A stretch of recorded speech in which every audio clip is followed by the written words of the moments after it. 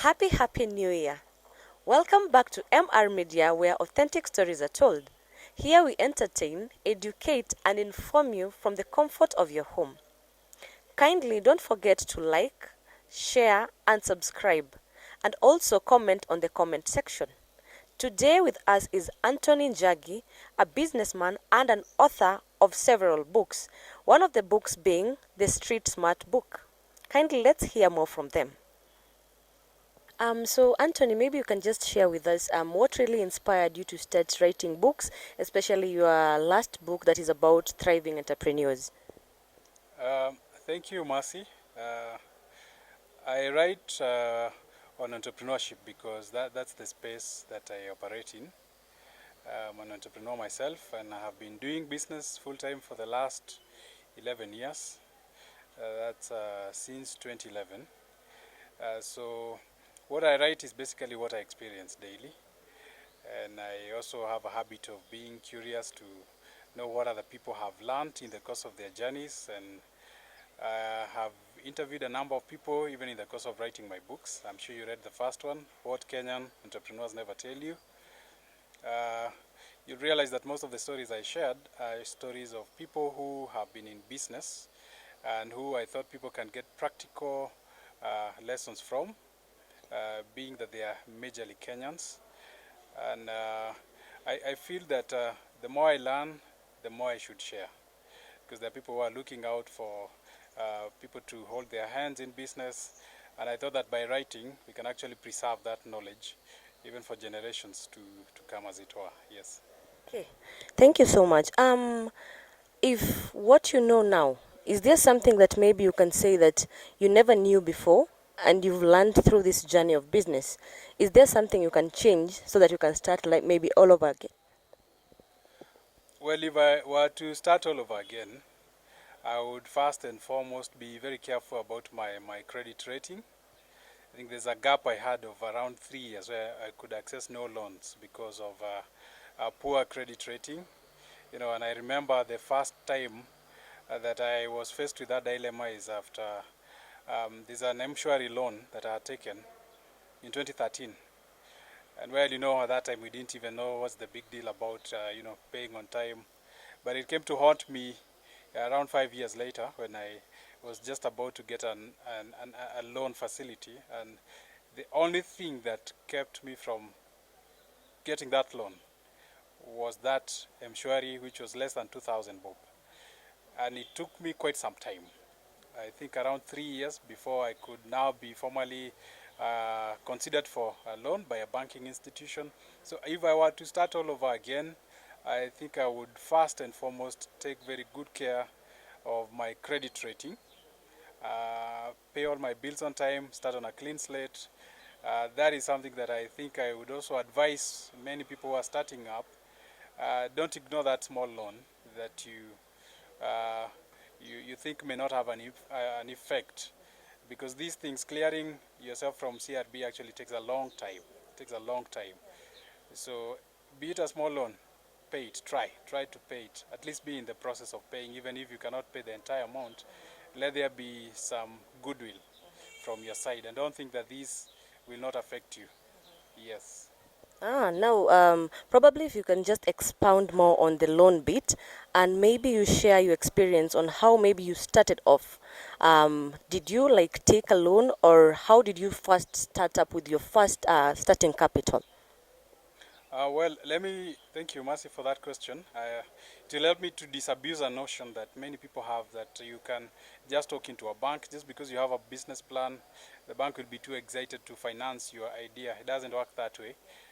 Banks will ordinarily finance an idea which is already in motion, where there is already a demonstrated capability of a person to be having amounts that are bankable at every month, as it were. So it's almost impossible to walk into a bank and start off with a loan. It's almost impossible for you to get a formal loan unless you're already in motion and you have proven that you have a business concept that is working. That said and done, when I was starting off, it was rather interesting because I remember there's a friend of mine called Martin, who had left campus 1 year before me. He had left in 2010, I left in 2011. And when he left, he went and started the business of selling phones and memory cards. And ordinarily, I would not go home over the holidays. I thought that was a waste of time. So I would be left hustling, selling insurance and what have you. And one time Martin came and asked me if I could take him around and, see if we could get a few customers for his phones and memory cards, which he was selling in wholesale. And after day one, I remember that day, he sold items worth well over 50,000 in Kisii town.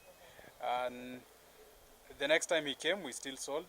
But after that, he got a job with one of the leading banks in this country. And he decided to now start sending me the items, after which I would send him back the returns minus my profit, as it were, because that was the agreement. Went on, he was transferred again now from Nairobi to Mombasa, and it was impossible now for him to continue sending items because now, you know, the primary source of our items was basically Nairobi. And we agreed that why don't we convert this amount, the worth of the goods, into an amount which I would now be repaying him monthly. And so that's how my initial capital came in, because it was those products that were now converted into a loan, which I would now pay over a period of 12 months, as the agreement was. And because he had seen that there was potential, I had demonstrated the fact that I could sell even when the money was his, or rather the goods were his. It was easy for him to now agree to this term, or the new terms, where I would now have the capital and now repay him, of course, plus interest. Yes. Okay. Now, suppose maybe there's somebody outside there who really doesn't have a strategy like you had, and maybe he or she has maybe small amount of money, and he feels like this is not enough for me to even start a business that is going maybe to sustain me and even pay my bills. How can you advise such a person? When you read my first book, and I know you have, you realize the first chapter is start with what you have. I personally believe that there is no amount that is too small for starting a business. And I've given a story of a guy who I knew many years ago when we were growing up in primary school, as it were. And this guy was called Mbuthia. And I remember he would come to get milk from my mom and other ladies in the village. And his concept was very simple. He came and studied how they were doing their milk business and realized that they were supplying to a hotel which would pay them daily. In some cases, after a week, if my mom and the other ladies managed to convince the hotel guy, but the hotel people usually preferred to pay in cash daily to settle their accounts. Somebody came with a concept that why don't I take your milk and pay you after 2 weeks? Because after 2 weeks, you'll get the money in lump sum. You can use that for cow feed. You can use that to pay your school fees for your kids. And the concept was so good because on one side, we had these ladies who preferred to have their money in lump sum. On the other side, we had a savvy business person, street smart if you ask me, who came and leveraged on something that we call the working capital cycle, where he would buy the items, the milk from my mom and these other ladies, and buy the milk on credit. So day one, he would be having liquid cash. Day 2, liquid cash. Day 3, liquid cash. The only time that he needed to pay off was on the 14th day. So he realized that he could actually work with that money for the first 13 days. And he started using that money to buy groceries, to stock a grocery shop, because for him, he would buy the milk on credit, but he would sell on cash at the nearest shopping center. He would go sell in cash. So if he's, say, selling like 10 liters per day, and at 60 bob, so that's 600 that he's getting daily, which nobody is claiming from him until the 14th day. So this 600, you'd go buy sukuma wiki, buy cabbage, buy other groceries, and still sell on cash. You know, after some time, people started thinking that, you know, Mbuthia is adding he must be adding water to the milk. He's succeeding too fast. But much later, I came to realize that he didn't have to. He didn't have to add water to the milk because he just leveraged on something we call working capital cycle, which is getting money and delaying your suppliers for as long as it's convenient. And this way he was able to keep expanding his stock so long as he was sure that he would be honoring his obligation by the 14th day, which he did faithfully because he was liquid and he was also making money from the groceries as well as the milk. Yes. Nice. I think that is what we call as working street smart, yeah? Yes. Okay, awesome. So, probably, what can you, in a nutshell, what can you say that, are you a successful businessman from compared to how you started up to this moment? Can you rate yourself as a successful businessman? I can say I'm progressive, and I thank God for that.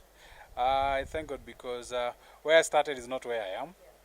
Of course, qualitatively, quantitatively, I've learned a lot more things along the way. There are many things I've picked along the way about how business operates. So I would say that I think I've made a lot of progress, even in terms of my view of business. And well, I may not be where I want to be, but I would say that I am not where I started. Yes. So, can you define for us what is success in your own words? What is success? Success, in my own words, is having everything aligned. I mean, we are human beings, but we are composite. We are composite. There's a lot around us that makes us who we are. Antony is a business person. Antony is an author, but he's also a father, and Antony is a husband. Antony is also a gospel minister, especially involved in student ministry. I define success as having all these things together in one act, so that my business success does not override or is not at the expense of my success in the family, at the family front as a husband. It does not inhibit my operations as a father to my children. And maybe to better sum it up, I was just reading recently about the co-founder of is it LinkedIn, who was saying that he made a decision very early in his business life that every Tuesday was reserved for his family and primarily his wife. So he would leave at 5 every Tuesday, regardless of whether there was an emergency or not. At 5 he had to be home. And he says that if you had an emergency and the emergency came at 4:55 at work, then you had better find him on the parking lot because already he was on his way out. So for him, he decided that that would be his mantra because he said he didn't want to be like some people who were on their 7th startup and in their 7th marriage at the same time.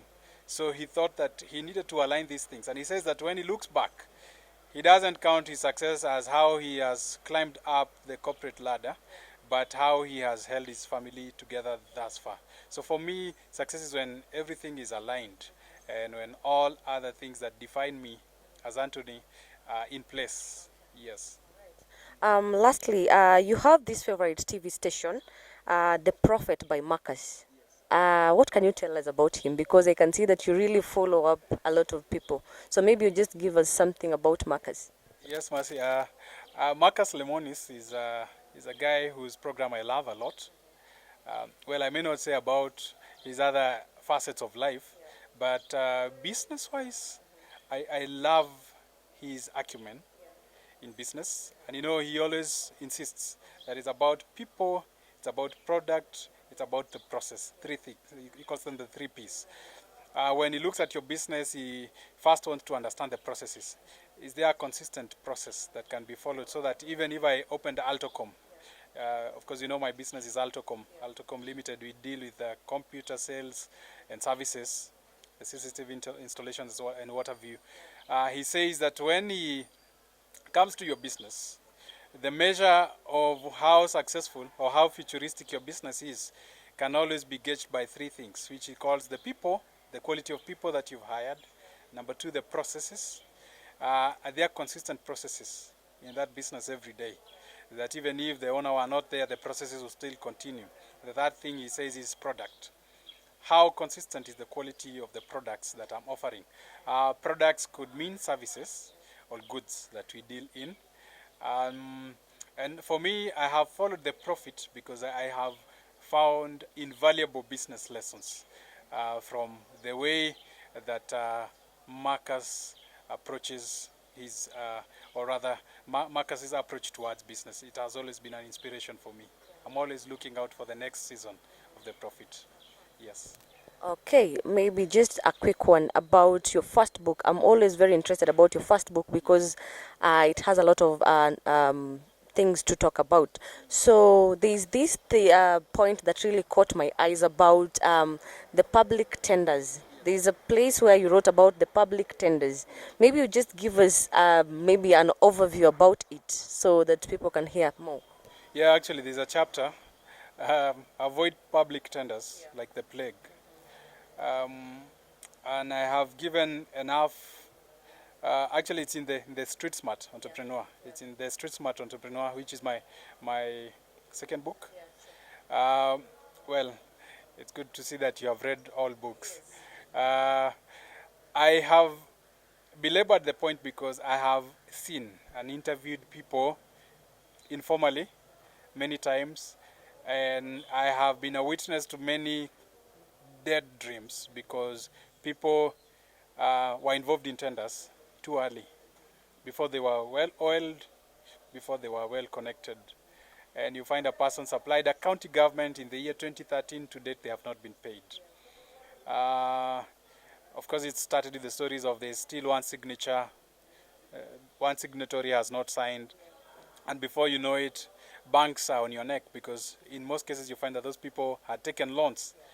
I have this stance that public tenders should be avoided like the plague for starters.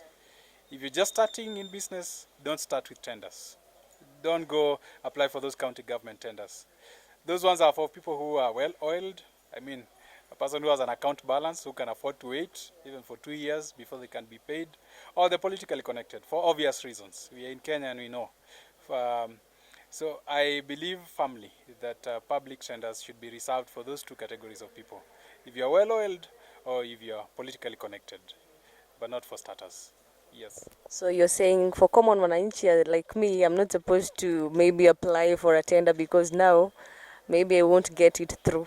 Well, Mercy, we all know that you're not a common mwananchi. But I would still say that for somebody who feels that they have no connections, and they are not well oiled in terms of they do not have the capacity to wait, don't go sell all your stock to supply a particular public institution. You may cry in the toilet, as they say. Sawa. Maybe the last question now about the advertisement bit. There's a point where you say that minus advertisement in a business, it's like winking for a girl in the night. Nobody can see. It's only that you who was in the business. Yes. Probably just give us an overview. That's true.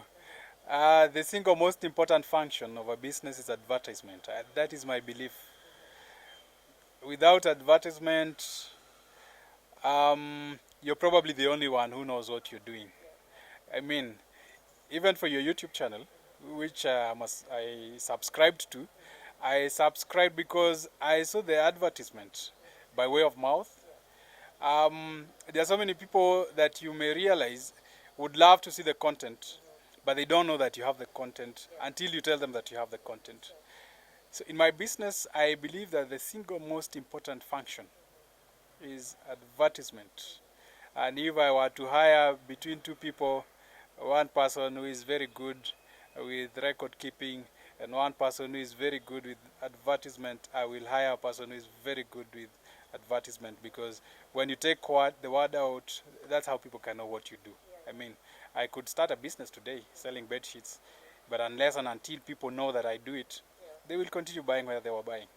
I can start a kinyozi business today, but until I tell my friends that I have started, I mean, I may start even being angry at them, but you guys never come to promote me. But probably they don't know what I offer. And knowing what you offer also means how you do it, what are your rates, why should they come to you and not to other people. So advertisement also goes beyond just telling people that I have a business to what makes you different from the others in the market, as it were. Yes. Thank you so much, Anthony. And I believe people have learned a lot about you. And maybe there are two or few people who want to learn and even read more about your books. So maybe you can just tell them where they can get the books, or rather how they can reach you out. I'm sure, Mercy, you will also be sharing my number at the bottom of the channel. I have 3 books. The first book is What Kenyan Entrepreneurs Never Tell You. I have rightly titled it Book 1 because I believe it's foundational for people who are starting out. The second book is The Street Smart Entrepreneur, is for people who are now scaling up. And the third book is, which I was holding today, it's called Thriving Entrepreneurs. It's my third book. It's for people now who are now at a place that they now just want to thrive. After you have laid the foundation, scaled up, now you're at the place of thriving. And each book is 10 chapters, readable chapters.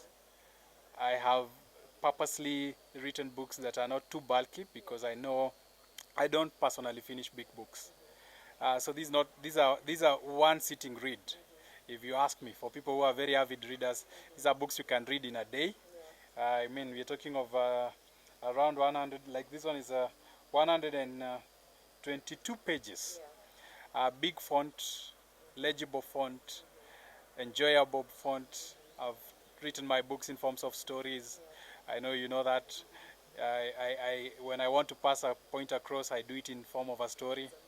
Yes, a story about a person that I have learned from, or a story about an instance that I went through, so that people can learn. Like you remember the story of the fish cage business, when I was demonstrating the point that somebody should start with what they understand. So these are books that you can get by reaching me directly. And Mercy, I'm sure, will be sharing my number. You can reach me directly. The books cost currently 500 bob. We've been selling them at 700, but we decided that to increase the access, let's do them at 500 bob so that the books can fly off the shelves and help people who may want to learn lessons about how to practically start a business in our context, in the Kenyan context, in the African context. Yes. Well, we've all heard from the horse's mouth. Antony Njagi, one of the best authors in the country, has told us how best you can start a business despite the little capital you have. Don't forget to buy the books and get more insights on how you can run a beautiful and a successful business. For more, you can call the number below or even contact him in person through his Facebook handle, Antony Njagi. Or you can also visit them at Kisii, in Kisii County, at a place called Market Plaza. Please don't also forget to like, share, and subscribe on this YouTube channel. Until next time, adios.